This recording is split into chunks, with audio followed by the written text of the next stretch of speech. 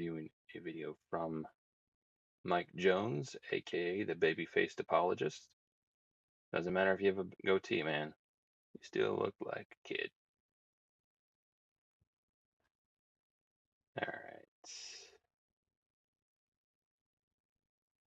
Inspiring philosophy, for the record.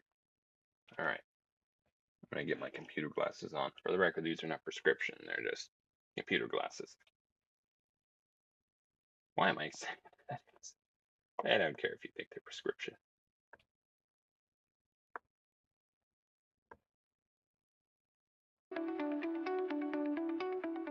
I was diagnosed with ADHD in 1980. That's In all. Mark 11, Jesus declared, Yeah. Inspiring philosophy here. All right. Can't faith get you everything? Anything. I tell you, whatever you ask in prayer, believe that you have received it and it will be yours. We find similar statements in Matthew. It says the whole whatever you ask in prayer, it seems like there's kind of maybe an asterisk attached to that in my humble estimation. There's this for a second. All right. Never mind. I did not activate the window. Okay. Let's go again. You guys see the first little bit here. Yeah. In Mark 11, Jesus declared, I tell you, whatever you ask in prayer, believe that you have received it and it will be yours. All right. Yeah. Like I said, it seems like there's a little bit of an asterisk attached to that. You could argue the point, and I would, that God, well, put it this way, I don't think God lacks the ability to do anything, but I think you could argue that God, as much as we are,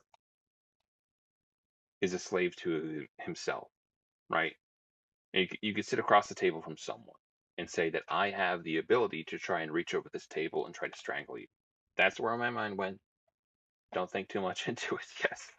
But you have the ability to do this, the physical ability to do this, but you won't do it, right? And insofar as God is immutable, there are certain things that he will never do. So it's like a functional impossibility,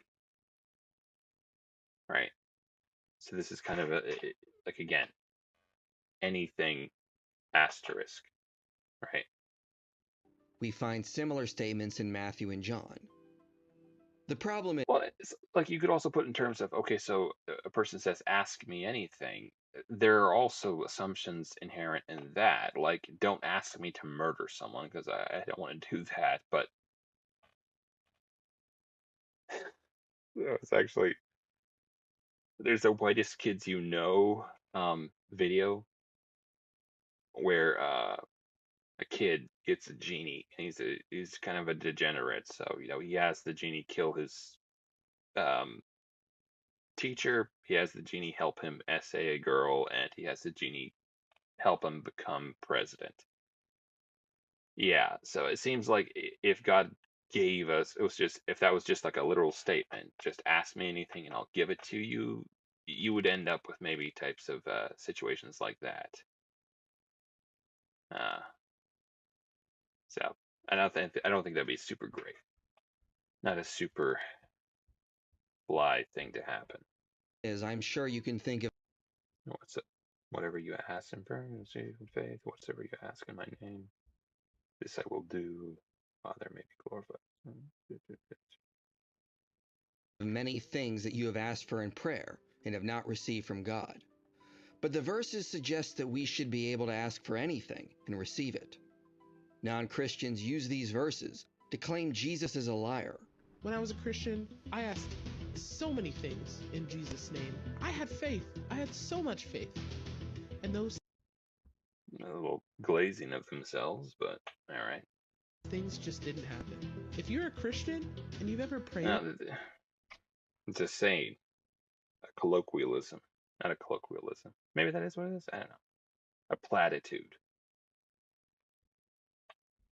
If God does everything we say, then we're God, and He's our servant, right?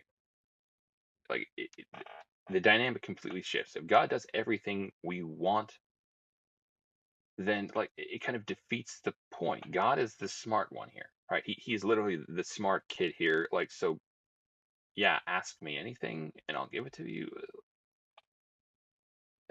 Yeah, In feels Jesus' like there's a proper perspective to have on that. Those verses that go like that. name, and those things didn't happen, why don't you consider Jesus a liar? All things for which you pray, they will be granted you. The guarantee is outright. If one asks, one receives. Mm. The fact that Jesus' prayer-related guarantees are outright and unqualified aggravates the problem of unanswered Again, you're assuming that God can do everything. Maybe not again. prayer. But Maybe not. as it typically is with issues like this, we cannot interpret the Bible as if it was written with our cultural expectations in mind. Jesus' statements were not meant to be understood as if we could demand anything from God that we desire, and the biblical context demonstrates this. Hey, fancy new logo. Hey, if you Look at live in one of these cities love. right here, why don't you own an apartment building? Seriously, let me show you a. Let's first look at another passage in Mark. In chapter 6, we read of John the Baptist being beheaded at Herod's birthday banquet. Before this happened, Herodias' daughter danced for Herod and his guests. And Herod was so pleased that he said, "Whatever you ask, I will give you, up to half of my kingdom." The question we may be tempted to ask is, why didn't she immediately start drawing up borders of her new kingdom, and instead only asked for John's head? Why not take half the kingdom if that was a literal offer? Because it went without being said that I it would was take half the king. hyperbolic, Well, I not don't know. Might be more of a pain in the neck, but yes, I probably would have. literal. As Walter Welzel and Mark Strauss say, the words "up to half my kingdom" may have been a kind of proverbial way of expressing open-handed generosity and were not to be taken literally. As they note, we find You see this issue, I think, a lot with people who are critiquing the Bible, where they take like a hyper forensic perspective of the Bible, like a hyper literalistic forensic lens to it, and they interpret it in ways that you would never, if you were just in a conversation with someone, that you would never take it. And it seems like, well, you could argue that because it's been preserved for so long, you think of it as this ostentatious thing, like it was just like this gathering of leaders, when literally it was just people talking with their friends of the day. At least with regards to Jesus, he was talking with his disciples, he was talking with. So I don't know to what extent there was like a high degree of formality there, right? A lot of these were probably somewhat casual conversations, and to take that lens to them, I don't think it's a smart thing to do. similar language in the Hebrew Bible. Offering half of one's kingdom was an expression which meant that a person wanted to bestow a generous gift. But it came with the understanding that the gift had to be within reason. They could not actually expect half of the kingdom. A similar meaning was understood in the culture when it came to Jesus' statements that we could ask for anything. There's actually another weird kind of dynamic to this. I think there's actually a law about this, but that when you're signing the contract, I have read and agreed to the terms and service and whatnot, that they can't put a whole bunch of weird stuff in there, because that would be really, really bad if they could say like, oh yeah, you've promised me your land and your house because you read this contract and said I agree to the terms and service. All right, you can, like, I think they have a law that says you can't just put stuff in there, or if it's unreasonable or stuff like that, I assume it can be ignored, right? Give me your firstborn child or something like that. Not that they would ask for that. Corporations they don't play like that.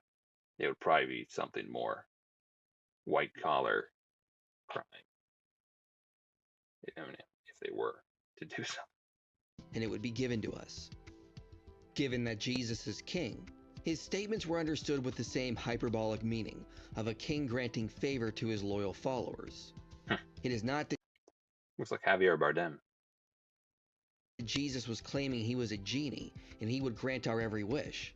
He was saying that as our king, we, his disciples, can ask for anything that would be in accord with his will. This, of course, makes sense with the teaching style of Jesus, as he often spoke in hyperbolic language.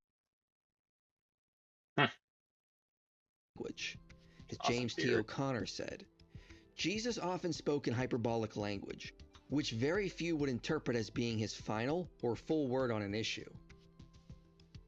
No one says Jesus was speaking literally when he said we need to get the log out of our own eye, or that the Pharisees Or chop off your hand. If your eye offend you, pluck it out. were straining a gnat and swallowing a camel, or that we would always What the? Straining out a gnat. Oh, I didn't even know that was a thing. I need to look that one up sometime. I knew the log one. Let your cloak as well.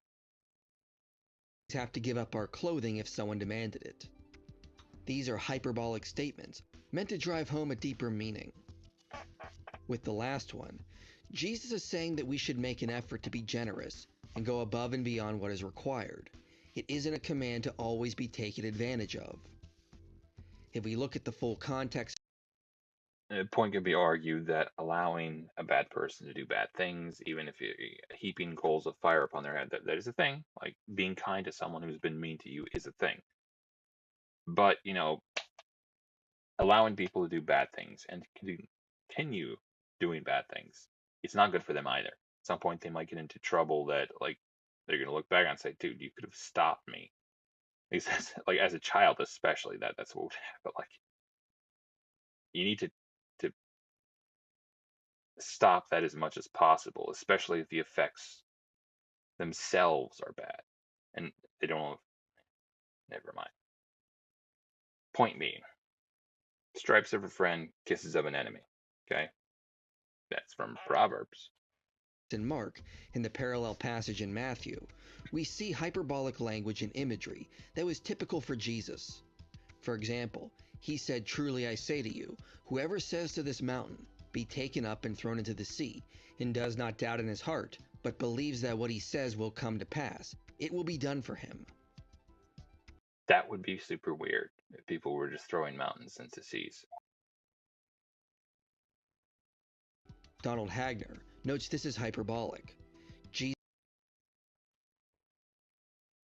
Jesus wasn't saying that having faith means one is like a Jedi from Star Wars, and that one can move objects with their mind. To be fair, Are you I covered think I by one of thought these of health that insurance as a kid plans? too. You may be able to see a personal dietitian. Only that having No, sorry, I lost my train of thought.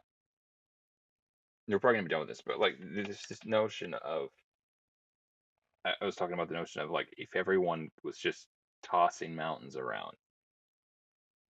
I think there's a reason. I think like inspiring philosophers talked about this too. There's a reason that miracles have to be the exception to the rule and not the rule itself. Like reality like has to be kind of stable for us to feel safe. The laws of physics have to operate consistently. They have to be constants for us to I think like do stuff normally. notes this is hyperbolic. Jesus wasn't saying that having faith means one is like a Jedi from Star Wars, and that one can move objects with their mind. Only that having faith in God will allow Much us to do faith you great have. things. Jesus does not offer his disciples magical powers to do whatever they please, or to perform extraordinary feats for their own sake.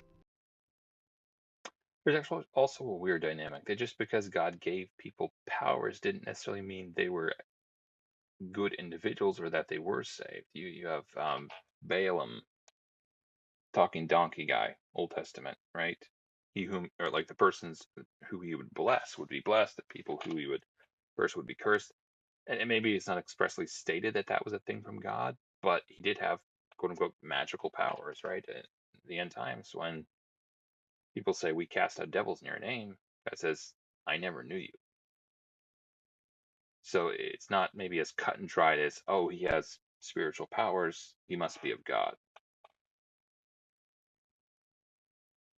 Such as the withering of a fig tree, all must be related to the purpose of God that is in the process of being realized. Hagner brings up a good point with his last statement.